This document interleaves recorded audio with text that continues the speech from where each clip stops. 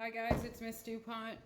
Finally got the video working on my camera, on my laptop. No sound. I spent 2 hours this morning trying to fix it. This isn't good. So let's just do our activity today. Okay. So, second time doing the video. We're gonna do bugs to stick with the theme. So first thing that we're gonna do is we're gonna do some rainbow letters. For my 3-year-olds, what we're gonna do is we're gonna do a cross, a circle, a vertical line, and a horizontal line, and we're going to trace them. What we usually do is we'll do rainbow letters, so we'll trace it in one color and then we go on to another color, and we'll do it a few times, like 4 or 5 colors. For my pre-K kids, if we could do, I didn't have enough room to write my name and I did it upside down, so if they do their name, trace their name, some of my kids can even write their name. We're just basically try to keep it capital letters. We do the Handwriting Without Tears program in school, which encourages pre-K and below to just use capital letters, because if you kind of notice, these pre-writing shapes are all in here.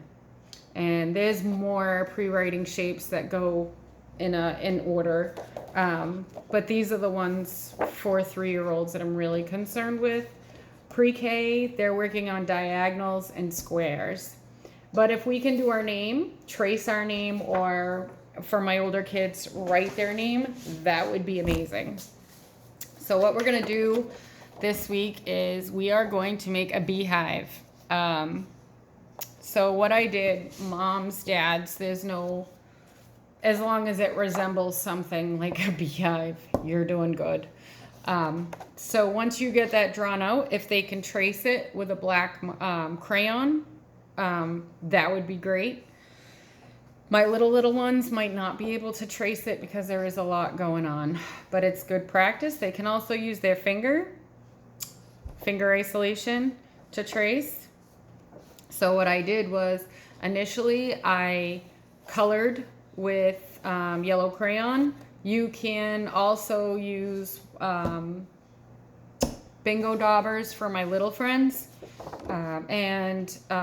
Or you can use watercolors. If you have watercolors, it just has to dry before you can glue on your Cheerios. I wanted to use honeycombs because it's kind of appropriate, but I couldn't find honeycombs where I was. So I just ended up buying some Honey Nut Cheerios, because then I'll sit and eat those later while I'm watching TV.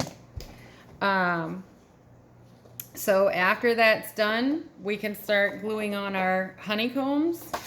So we can do this a couple of different ways. For my little friends, we're looking for them to hold the Cheerio like this. This is a pincer grasp. This is actually a neat pincer grasp. But we're gonna just do a regular pincer grasp.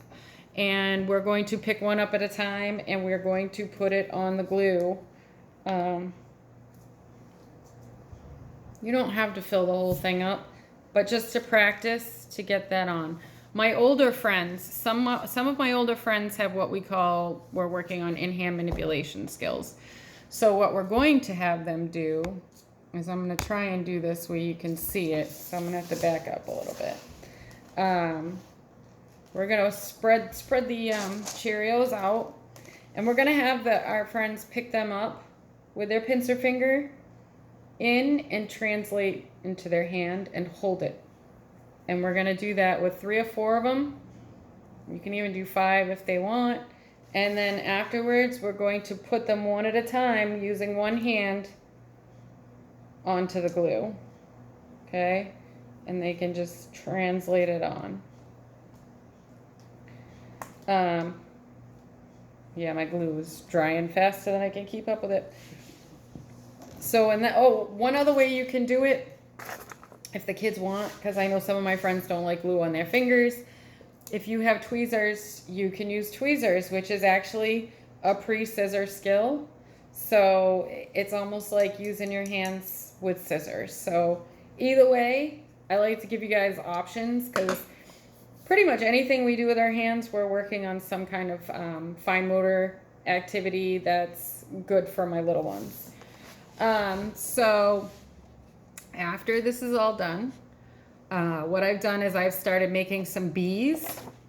You know, I painted myself apparently because I smudged that bee. I just had yellow paint. I also have an orange marker. Probably not wanting to use Sharpie because now I'm going to walk around like I'm red-handed all day. But if you have a stamp pad, same thing. So we're going to stamp pad on. If you use paint, we're going to wait for it to dry.